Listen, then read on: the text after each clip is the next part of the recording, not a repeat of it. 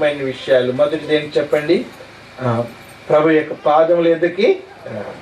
రెండవది ప్రభు సన్నిధిలో ప్రభు యందు విశ్వాసం ఉంచు. మూడవది చెప్పండి, మూడవది ఆ రాయిని తీసివేయి. ప్రభు యొక్క మహిమని జీవితంలో వస్తావా ప్రియ బిడ్డ? రోజు ఏమైందంటే బిడ్డలారా,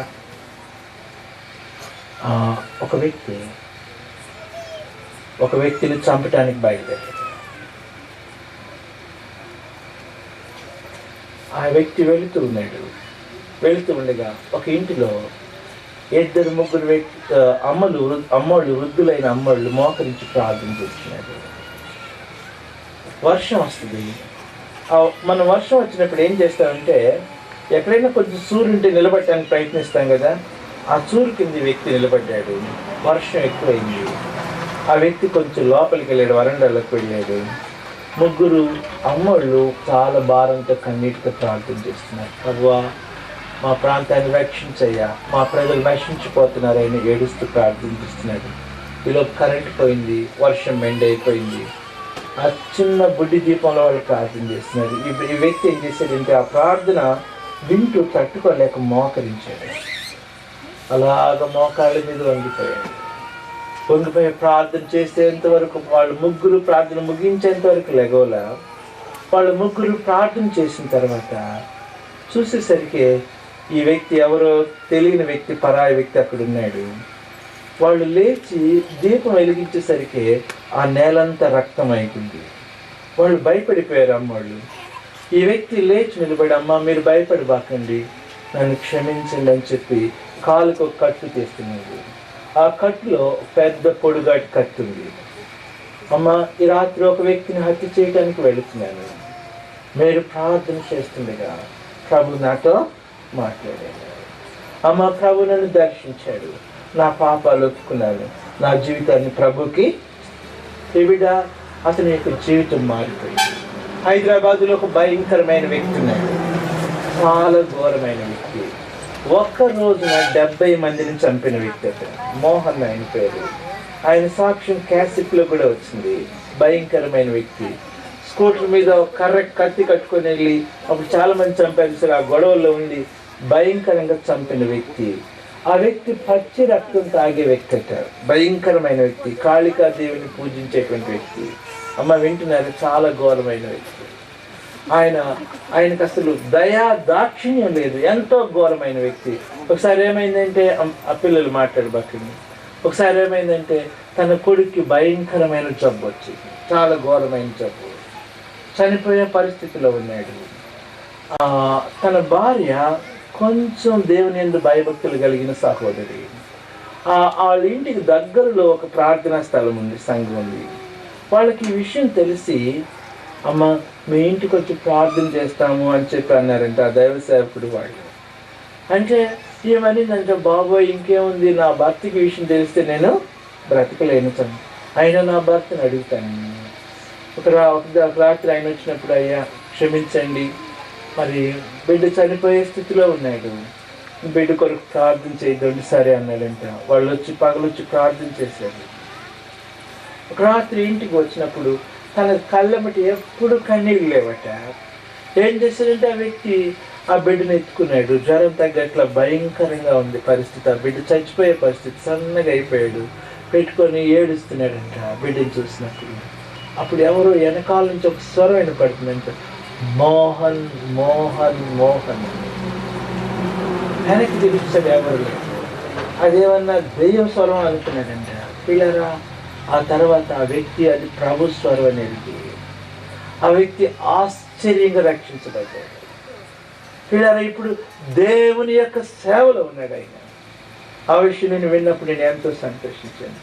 భయంకరమైన వ్యక్తి తన జీవితాన్ని ఏం చేశాడు, ప్రభుకి ఆయన జీవితం మారిపోయింది. ఈ రాత్రి వేళ ప్రభు దగ్గరికి వస్తావా, కుళ్ళు కంపు కొట్టే నీ జీవితాన్ని మారుస్తాడు. భయంకరమైన స్థితిలో ఉన్న నీ జీవితాన్ని ఆయన ఆనందమయంగా చేసే దేవుడు. నీ కన్నీటిని సంతోషంగా మార్చేటువంటి దేవుడు. మార్తా మరియ యొక్క కన్నీటిని ఆయన ఆనందంగా మార్చేటువంటి దేవుడు. భయంకరమైన జీవితంలో లాజరుని ఒక గొప్ప వ్యక్తిగా చేసినటువంటి దేవుడు. వస్తావా ఈ రాత్రి వేళ ప్రభు దగ్గరికి? నీ హృదయం మీద రాయిని పెట్టుకున్నావేమో, అది ఎంత భయంకరమైన రాయిని పెట్టుకున్నావు, నీ జీవితంలో అడ్డంగా పెట్టుకున్నావు. ఎంత కాలం రాయిని పెట్టుకొని నువ్వు దేవునికి విరోధంగా జీవిస్తావు బిడ్డ? ఒకవేళ బిడ్డ సహోదరుడా, నువ్వు నామకాంత క్రైస్తవుడిగా ఉండి దేవుని యొక్క వాక్యం అలవాటుగా వింటూ నీ హృదయంలో రాళ్ళు ఉన్నాయేమో, ఇలాంటి ప్రభు దగ్గరికి వస్తావా? ప్రభు పాదాల మీద పడతావా? చాలా మంది ప్రభు యొక్క పాదాల మీద పడుతున్నారు, ప్రభు నందు విశ్వాసం ఉంచిన వాళ్ళుగా ఉంటున్నారు, కానీ మూడవ మెట్టు చేయట్లా. రాయిని ఏం చేయట్లా? రాయిని ఏం చేయట్లా? చెప్పండి, రాయిని ఏం చేయట్లా? చాలా మంది ప్రభు దగ్గరికి వస్తున్నారు, ప్రార్థన చేసుకున్నారు, కానీ హృదయంలో రాళ్ళు ఏం చేయట్లా? తీసివేస్తావు. ఈ రాత్రి ప్రభు యొక్క మహిమను చూస్తాం. మోకరించండి, ప్రార్థన చేసుకుందాం. అందరూ మోకరించండి. ఈ యొక్క చరణం పాడాలని నేను ఆశపడుతున్నాను. ఈ పాట పాడుచుండగా అందరూ ప్రార్థనలో ఉండండి. దయచేసి అందరూ ప్రార్థన చక్కగా మోకరించాలి. కొద్ది నిమిషాల్లో మనం ముగించేస్తున్నాం. దయచేసి అందరూ ప్రార్థన చేస్తున్నాం. దయచేసి అందరూ మోకరించండి. నీ రాళ్ళని తీసివేసుకుంటావా? ప్రభుకి నీ హృదయాన్ని ఇస్తావా? మాట నువ్వు నమ్మిన ఎడల దేవుని మహిమను చూస్తావు. మాట రాయి తీసివేయి. అయ్యా బాబు అందరూ మోకరించండి. రాయిని తీసివేసే బాధ్యత నీది, జీవాన్ని ఇచ్చే బాధ్యత ప్రభుది. బిడ్డ, నీ పని నువ్వు చేస్తే ప్రభు తన పని చేస్తాడు. అయ్యా, నీకోసం ప్రభు కన్నీరు కారుస్తున్నాడు. ఆ సమాధి దగ్గర కన్నీరు కారుస్తున్నాడు. ఆయన చేతకాని వాడిగా కన్నీరు కార్చటలా, నీ కఠినత్వాన్ని చూసి కన్నీరు కారుస్తున్నాడు. ఓ రక్షణ పొందిన సోదరుడా, నీ కఠినత్వాన్ని చూసి కన్నీరు కారుస్తున్నాడు. రక్షణ పొందిన బిడ్డ, నీ యొక్క అవిధేయతను చూసి కన్నీరు కారుస్తున్నాడు. ప్రభు నేర్పిస్తావా? రమ్మానుచున్నాడు నిన్ను ప్రభు యేసు, వాంఛాతుతాన కారము రమ్మానుచున్నాడు. అందరూ ప్రార్థనలో ఉండండి, నేను ఒక్కటే పడతాను. వాంఛాతుతాన కారము రమ్మానుచున్నాడు. ఎటువంటి శ్రమలందును ఆదరణ నీకిచ్చునని, ఎటువంటి శ్రమలందును ఆదరణ నీకిచ్చునని గ్రహించి నీవు యేసుని చూచిన హద్దులే నీయింపు నందేయము. గ్రహించి నీవు యేసుని చూచిన హద్దులే నీయింపు నందేయము. నాడు నిన్ను ప్రభు యేసు, వాంఛాతుతాన కారము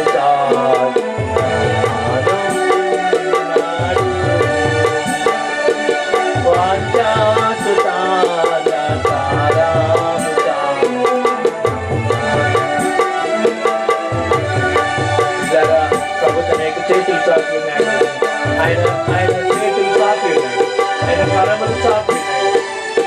నువ్వు ఎంత భయంకరమైన స్థితిలో ఉన్నావు, ఎటువంటి స్థితిలో ఉన్నా ఆయన నిన్ను విడిపించడానికి ఆయన సిద్ధంగా ఉన్నాడు.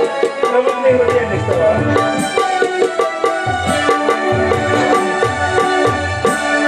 ప్రభు నిన్ను విడిపించడానికి సిద్ధంగా ఉన్నాడు. నీ భయంకరమైన స్థితి నుంచి ఆయన విడిపించడానికి సిద్ధంగా ఉన్నాడు. నిన్ను స్వస్థపరచడానికి సిద్ధంగా ఉన్నాడు. నీ యొక్క పాపాన్ని క్షమించడానికి సిద్ధంగా ఉన్నాడు. ఈ రాత్రి వేళ నీ బిడ్డ ప్రభుకి నీ హృదయాన్ని ఇస్తావా? కన్నీరంతా తుడుచును, కను పాప వలె కాపాడును. కన్నీరంతా తుడుచును, కను పాప వలె కాపాడును.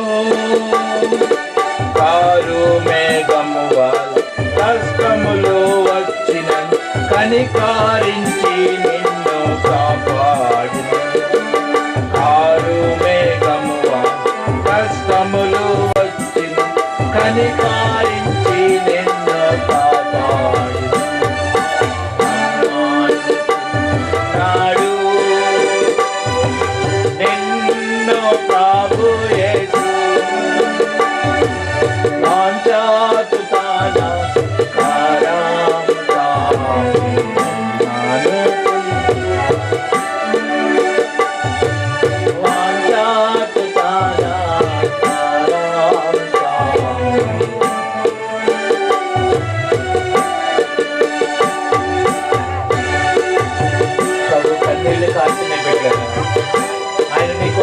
కన్నీరు కాల్చుతాయి. ఆయన నీ కోసం దిక్కులేని వాడైపోయాడు. ఆయన కన్నీరు కాల్చుతాయి. ఆయన నేర్పిస్తావా బాబు? ఇదిగో నా హృదయంలో ప్రభువుని తెచ్చుకుంటాను. ఆ రాయిని తీసివేస్తాను. ఆ రాయిని తీసివేస్తాను. ప్రభువుని చేర్చుకుంటాను అన్నవాళ్ళు మీ కుడి హస్తాన్ని పైకెత్తి చూపండి. మీ కుడి హస్తాన్ని పైకెత్తి. ఇదివరకు రక్షించబడిన వాళ్ళు వద్దు. ఈ రాత్రి నూతనంగా ప్రభుకి హృదయం ఇచ్చేవాళ్ళు మీ కుడి హస్తాన్ని పైకెత్తి. ఎవరైనా ఉన్నారా? ఎవరైనా ఉన్నారా?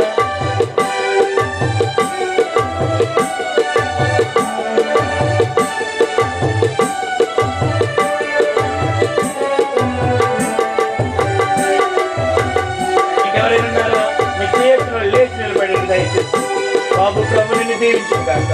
బాబు సిగ్గుపడబాక, సిగ్గుపడదు. ఏసయ్య నీ ముఖం మీద వేయించుకోవడానికి సిగ్గుపడలా. ఓ బిడ్డలారా చేసి నిలబడండి. ఏసయ్య ముఖం మీద వేయించుకొని సిగ్గుపడ. బాబు ప్రభుకి నీ హృదయం ఇస్తావా?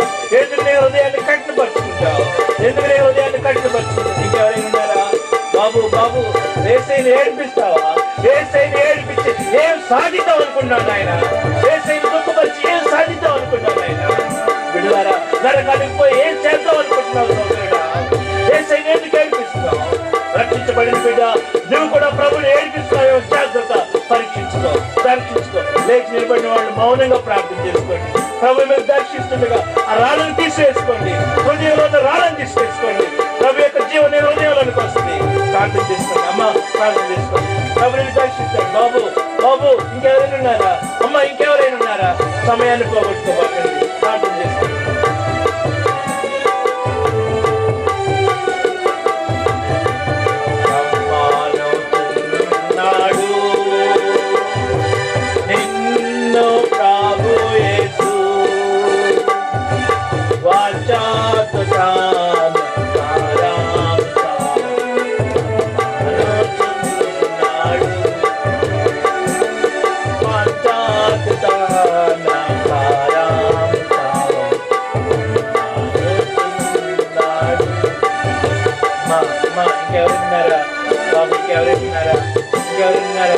ఇంకెవరున్నారా?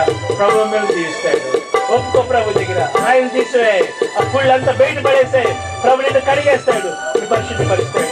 ప్రభు నిన్ను తీస్తాడు. కొద్ది నిమిషాలు లేచి నిలబడిన వాళ్ళు అట్లాగే నిలబడింది అమ్మా. ప్రభు మిమ్మల్ని తీస్తాడు. లేచి నిలబడిన బిడ్డలు లేచి నిలబడి అట్లాగే ఉన్నాడు. ప్రభు నుండి ఇంకెవరున్నారా?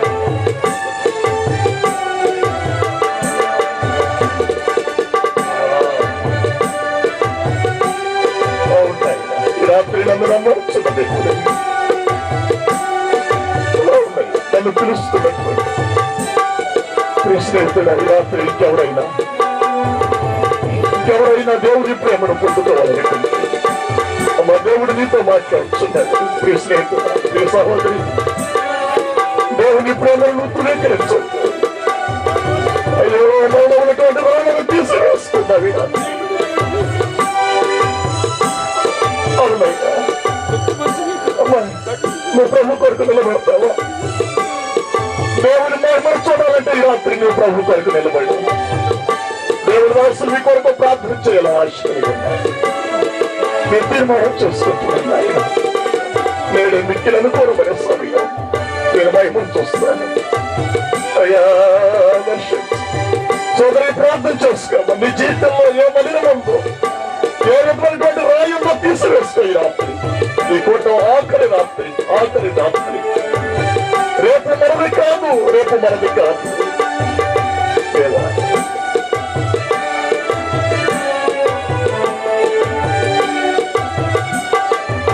అయ్యా నాతో మాట్లాడేది నాయన, నాతో మాట్లాడేది నాయన. దయచేసి అలాగనే పిల్లరా ప్రార్థన చేస్తూ ఉండండి.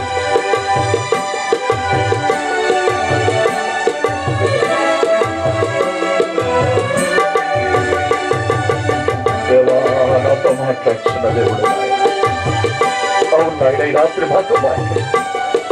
నా కుటుంబంలో, నా హృదయంలో, నా జీవితంలో ఉన్నటువంటి రాళ్ళని నేను తీసేసుకొచ్చున్నాం. దేవదాసులు దాసు గారు వచ్చిన్నారు.